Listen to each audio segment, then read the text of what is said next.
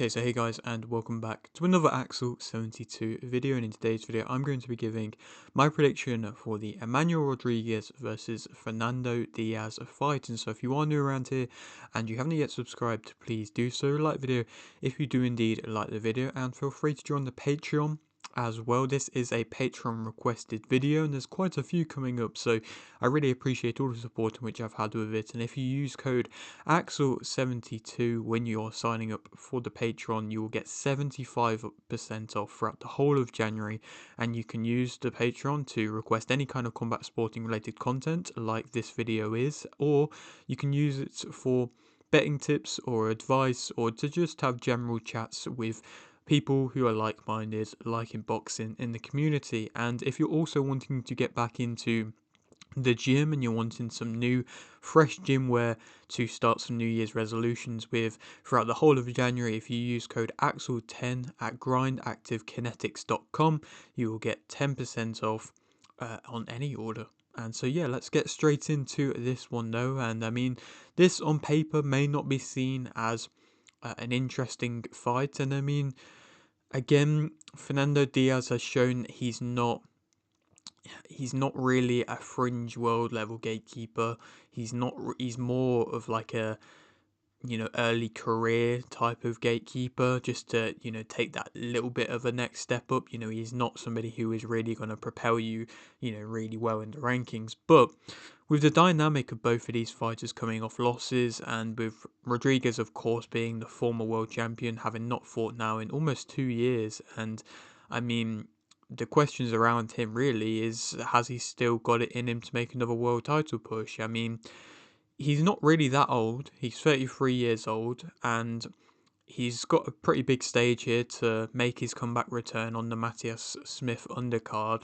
And again, like I've touched upon, this is his chance to then kind of grow back into the bantamweight division again. And I mean, with Nakatani recently vacating, there is routes now for fighters to get into, a world title position, or at least a good spot, because there's plenty of new champions, and so them new champions are going to be wanting new blood before, I'm sure, they go and test themselves against each other. So again, I feel like Rodriguez, if he is trying to make this possible last push for a world title, maybe he could later on in his, career. But I mean, with some of the fights in which he's had and some of the wars in which he's been in, I mean, this could be his last push for a world title. And again, if this is, he might be able to get back into a good spot after, maybe not straight after this fight, but maybe after 2, 3. This could then propel him into a fight against a good name, and then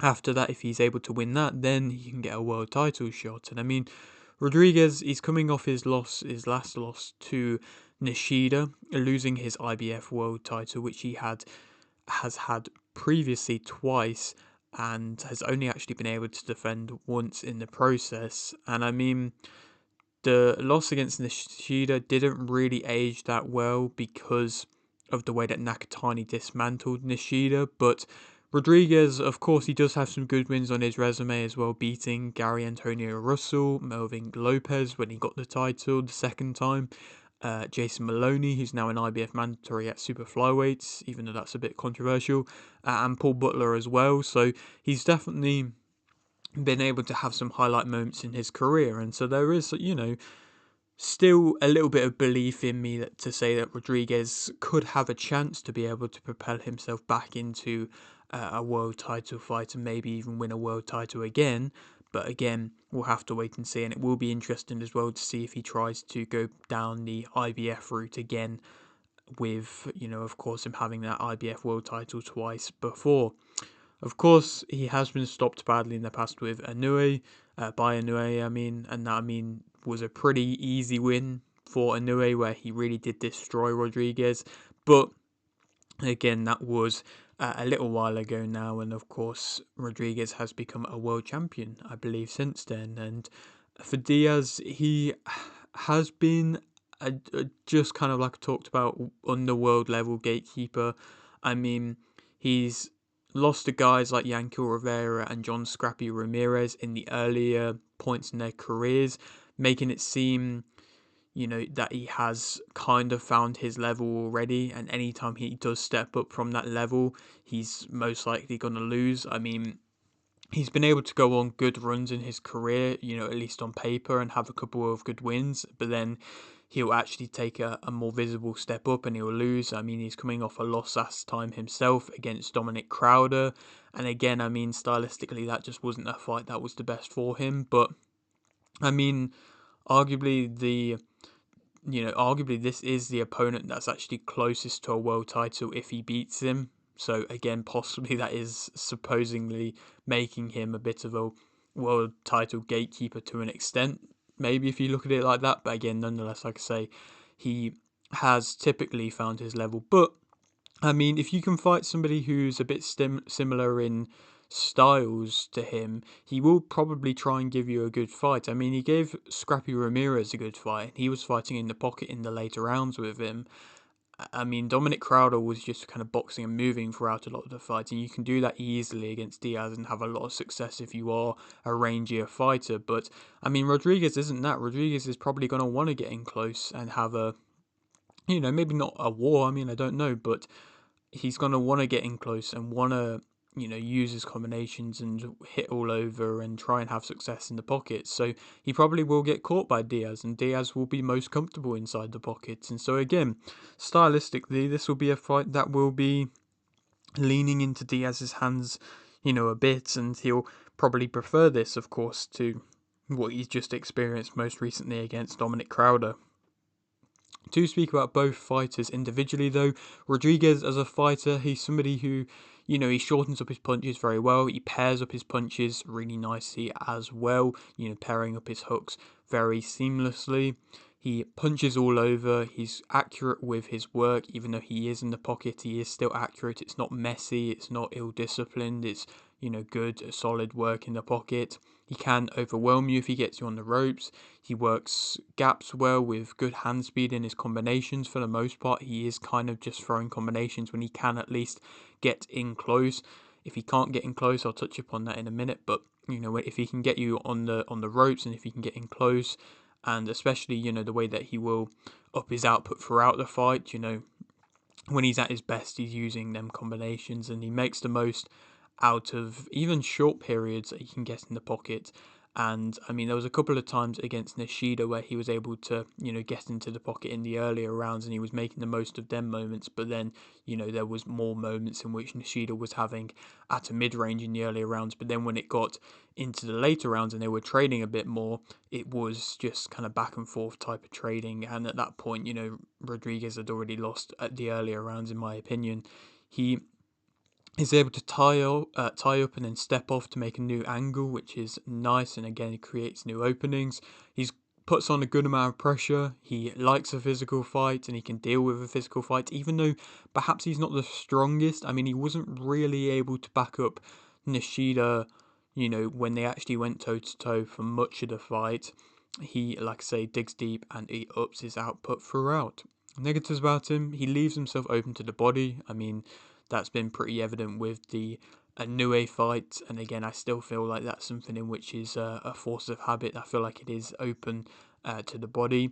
He squares up quite wide when he is in close, and he stays in the pocket. He can sometimes rush in to close the distance. I mean, these things worked well when he was fighting Melvin Lopez, because Lopez was, willing to allow that to happen. He wasn't trying to stop him when he was coming forwards. He was just letting him get in close. But again, will Diaz be able to catch him? I don't know, but will a high-level opponent be able to stop him from getting in close? Possibly.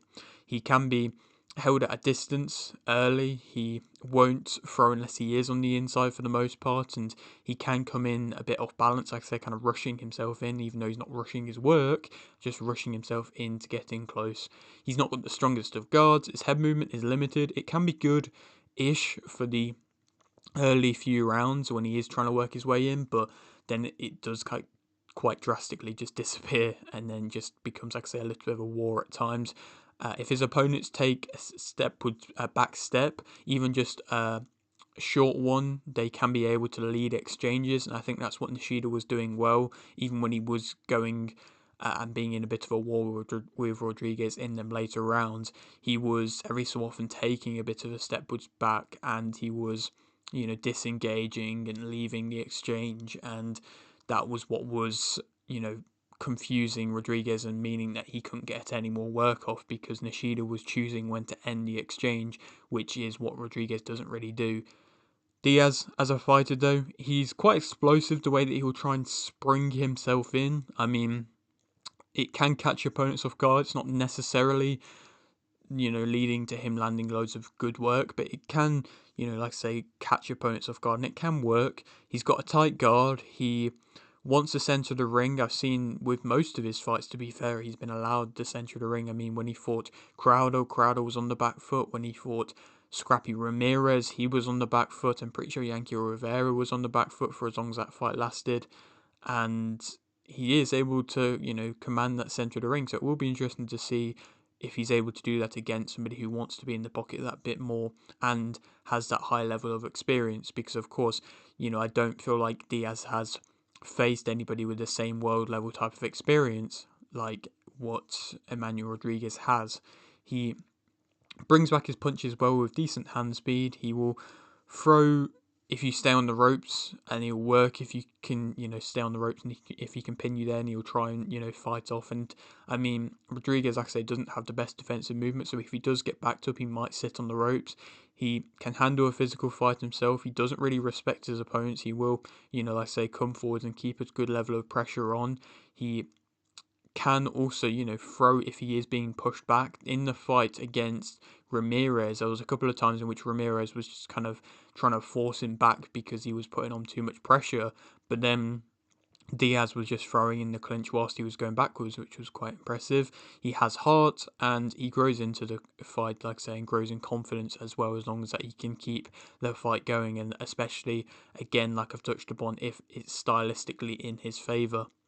Negatives about him, I mean, he struggles to get his jab in, and at a mid-range, I think he's very poor. He launches himself in from too far. He loads up too long, leaving himself to get caught by simple shots. As you can see his shots coming, he can be loading himself up, and then you can just catch him with a jab, and that will just completely, disrupt what he was doing, and then you can just step off and move off. But again, all these things are just mid-range things. I mean, I think he wastes a lot at mid-range, just throwing and continuously missing. He can fall in on his front foot or fall off on his back foot out of exchanges. He's not got that bigger power either. He also doesn't really cut off the ring too well, and he's often made to follow you. So, even though he is controlling the centre, he is often leaving big gaps to just allow you to get out of any bad spot in which he puts you in, which again will be interesting to see if Rodriguez is on the back foot, if he is able to kind of make the most of them openings and them gaps to just leave and circle out, or, if he is just going to stay and trade, and he's flat-footed as well. Who do I think is going to win? I think that Emmanuel Rodriguez is going to be able to win via a unanimous decision. I think this is a good fight for him to make his return. Again, tough stylistic matchup for him. Obviously, not a crazily high-level opponent, but again, nonetheless, a good return after 2 years out. He's not going to go straight into a real tough top test, and this should get him back in the rankings, because I think he has been removed from most, if not all, of the sanctioning body rankings at the moment. So this would get him most likely back into at least one, I would assume.